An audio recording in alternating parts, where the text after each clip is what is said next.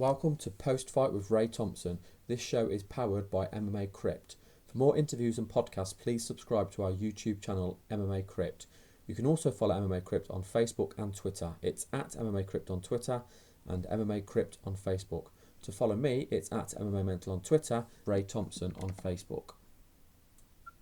I'm now joined by Liam McGeary. Liam's coming off another impressive performance at Bellator, this time for the first time on the Bellator main card, and it was in a tournament fight. He beat Mike Mukitelli in 22 seconds by KO. Liam, thank you very much for joining me. Congratulations on a huge, another huge victory. Thank you. I mean, could this fight have gone any better? Sorry, mate, what was that? Could this fight have gone any better? No, it went exactly to plan. I mean, I was just planning on hitting him in the face and seeing where we went from there, but he just dropped like a sack of potatoes, really. I mean, going into the fight, of course, you were undefeated. He was undefeated. What did you know about him, and how did you view him as an opponent? I viewed him as a tough opponent, you know. I mean, he's 6-0. He's 6-0 for a reason, you know. The guy's got legit jiu-jitsu. I mean, I had a feeling, I knew he was going to want to take it to the ground, but you've got to come in to try and get it to the ground. My jiu-jitsu is on point, but I've just started working with a new striking coach, so I really wanted to just test out that. I mean, so far, you've gone 4-0 in Bellator so far, and your longest fight has been 91 seconds. That's your longest fight. I mean, when you obviously signed on to Bellator, of course, it was a big step up from, fighting in the other promotions you'd fought in. Have you been surprised how well everything's gone in Bellator, or is this exactly how you thought it would go? I pretty much thought it was going to go like this, but I didn't expect these fights to be being over so quickly, you know. I thought I was going to be getting a good fight, but yeah, you just take all you come, you know. You've certainly making your mark, of course, in the US. And how did it come about then that this fight was announced? Because originally this wasn't scheduled to be a tournament bout. So how did this come about that this was a tournament bout? And was that a pleasant surprise for you? Yeah, I mean, as soon as my manager told me, I was well happy. I mean, this is what I came all the way over to America for a tournament. But they wanted me to do a fight in May 2nd and then fight again June 5th. But my manager wasn't really happy with that, so he managed to change it all around. So the tournament, that was the first round of the tournament. What's been the reaction like for you from friends and family back home? Because I know you're in the US at the moment. So what's been the reaction like back in the UK? Oh, they're well chuffed. I speak to my mum and my dad, and I can see the look on their face on Skype, and they're well proud. I mean, you've really done amazingly well and really made you're really making a name for yourself over in the US, and the Bellator is of course one of the biggest promotions in the world. So you're on one of the biggest stages you could be on. So there's not a lot more really you can do, especially winning all your fights so quickly. You must be over the moon yourself. Yeah, man, I am happy. You know, I'm really happy. You know, but that's why I just want to keep on carrying on going. You know. Now, of course, Bellator's known for the toughest tournaments in all of sport. We've seen so many great fighters come through the tournaments and go on to become champions. Now you're going to be in the semi-finals. Who will you be facing next, do you know? I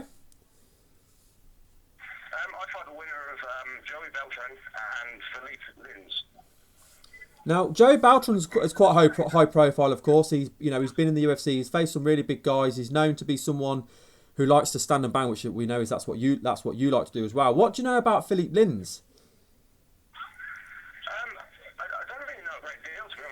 Check him out and see him as a fighter. I know he's an 8-year-old Brazilian dude, bit of a stud, you know, and so yeah, that could be an interesting fight.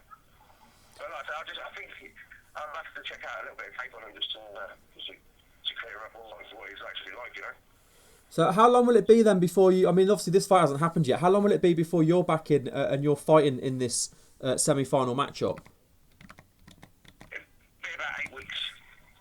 And that fits. I mean, I take it that fits in well with your routine. I'm assuming, of course, you're not injured. It was a pretty quick, explosive performance. Were you feeling okay after the fight? Yeah, I feel sound. I'm just having a week off. I've got a couple of friends over from the UK, so we're just doing a bit of sightseeing. I've been there 2 years and I've not managed to see anywhere yet. So what part of the US are you living in now? I'm living in Manhattan. Oh, cool. And you're enjoying you're acclimatised, enjoying the lifestyle over there? Yeah, man, it's completely different to the lifestyle I would used to in Jersey. But I bet you just can't wait then to get back into training then and get ready for this. Well, what's going to be? I mean, the semi-finals is going to be the biggest fight of your career, isn't it? Yeah, it is, yeah.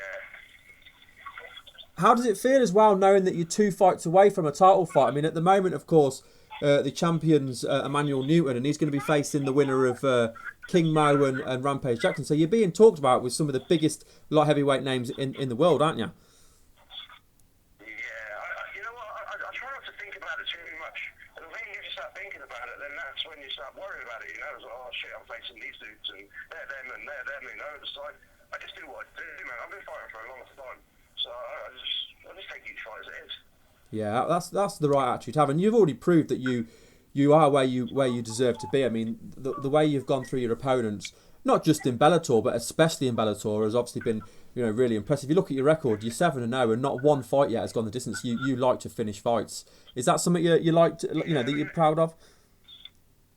Yeah, I love to finish fights. You know, I'm either hunting for a knockout or a submission, or I just keep active. You know, I like to attack. You know, I just love to fight.